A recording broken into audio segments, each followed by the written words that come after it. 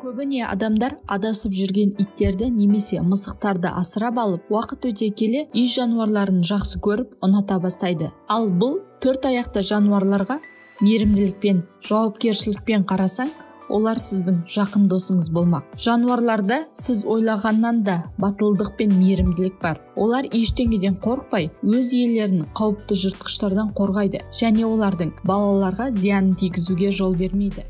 Армысыздар достар, бұл Асия деректив арнасы. Әрдайым қолдау көрсетіп, тұрақты пікір жазатын көрермендеріме алғыс айтамын. Сіздердің қолдауларыңыз мен үшін өте маңызды. Мені қызықты деректер шығаруға шабыттандырады. Ал егер арнаға алғаш кірген болсаңыз, көптеген қызықты мәліметтерді жіберіп алмас үшін арнаға тіркеліп алыңыз. Бұл шығарылымдағы эпизодтарда жануарлар қорықпастан адамдардың өмірін қалай құтқарғанын көресіз. Ал ендеше баршаңызға жақсы қаралым тілеймін.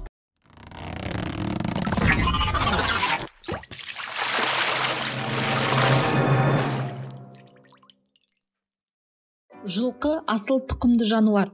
7 қазынаның біріне баланған жылқының жұрт біле білмейтін қасиетіне үңілсек, жылқы ақылды, көмекші, әсіресе мына эпизодтағы жылқы. Иесі мүгедектер арбасына таңылған, әрең жүреді, тұрып отыра алмайды. Кейде арбасымен шұңқырларға құлап қалса, ақылды жылқысы өз иесіне көмектесіп тұрғызады. Тіпті жылқы жерге жатып, иесін үстіне мінгенін күтіп, ыңғайланады.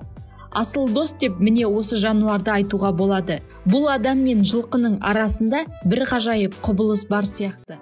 Пілдер планетадағы ең мейірімді және жанашыр жануарлардың бірі болып табылады. Және олармен жұмыс істейтін адамдар пілдер әсершіл және барлық эмоциямызды бірден түсінеді дейді.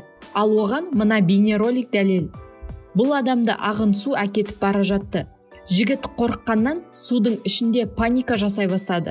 Жақын жерде жүрген пілдердің бірі суға түсіп, адамға қарай көмекке асықты. Ал жігіт болса, оған алып пілдің келе жатқанынан одан ары қорыққандай. Ақырында піл жігітті судың жағасына шығарып құтқарды. Ал жігіт болса, өзінің құтқарушысын құшақтап, ризашылығын білдірді. Бір жасөспірім бала жануарлар саябағында байқаусыздан үлкен горилланың қорасына түсіп кетеді. Бала жануардан қорқып, оны ашуландырмас үшін қозғалмай жатады. Ал горилла болса балаға зиянын тигізбейді. Жаймен баланың жанына жақындап, басқалардан қорғағандай болып қасына отырады. Одан соң қораға хайуанаттар бағының қызметкерлері келеді. Бақытымызға орай, бұл жануардың мейірімділігінен бала аман қалады. Бейнебақылау камерасында аулада кішкентай қыз ешкіге барып, оны сипай бастайды. Ал бұл жануарға қыздың қылығы ұнамай, ешкі қызға тап беріп, қызды итеріп, тепкілей бастайды. Бақытымызға орай, үйдің адал қорғаушысы ит келіп, ешкіні аула ішінде қуып, ақырында ауладан ешкіні айдап шығарады. Ешкі қызға қатты зиянын тигізуші еді. Батыр иттің арқасында қыз аман қалды. Иттер әрқашан құтқарушы қызметін атқара бермейді. Оларда адамдарға зияны тиетін жануарлар. Үйдің сыртында 4 жасар бала ешкімнің мазасын алмай велосипедпен ойнап жүрді. Ал бұл балаға көшедегі иттің назары ауып, көліктің артынан жаймен келіп, баланы қуып, велосипедтен құлатып талай бастады. Сол мезетте қорықпастан батыр рөлінде мысық келді. Итке тап беріп, оны айдай бастады. Мысық дәл уақытында келіп, батылдығымен бала аман қалды. Бұл мысықты мадақтап медаль беру керек сияқты. Әрине, иттер жақсы бала қорғаушысы болып табылады.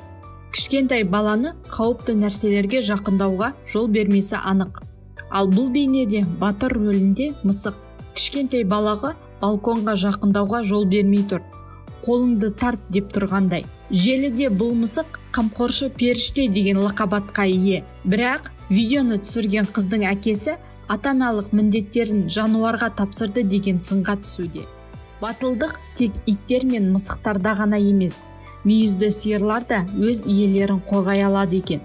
Бұл эпизодта жігіттер әдейі сиырлардың иесін таяқпен ұрмақшы болады, немесе ұрлап жатқандай жігітті көтеріп алады.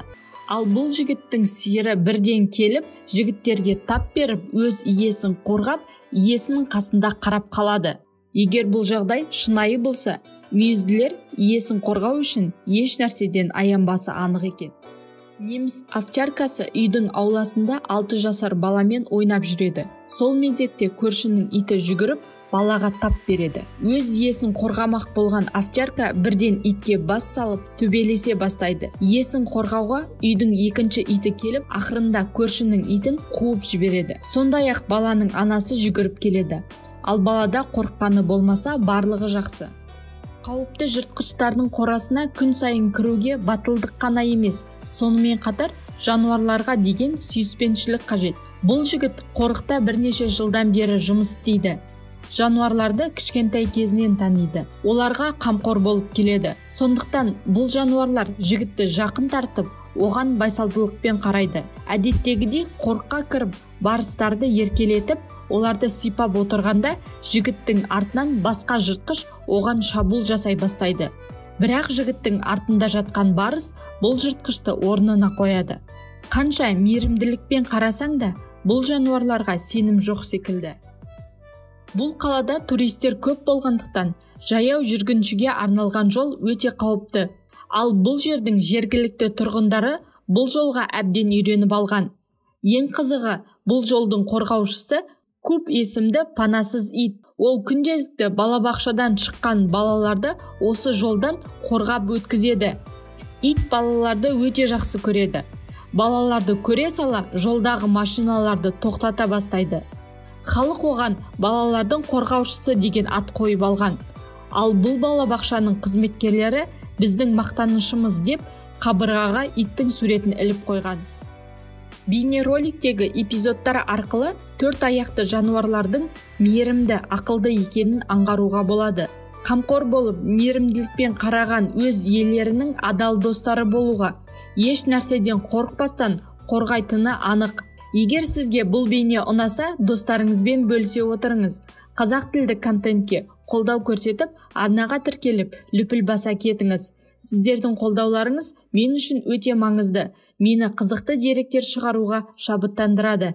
Келесі шығарылымда кездескенше, сіздермен болған Әсия.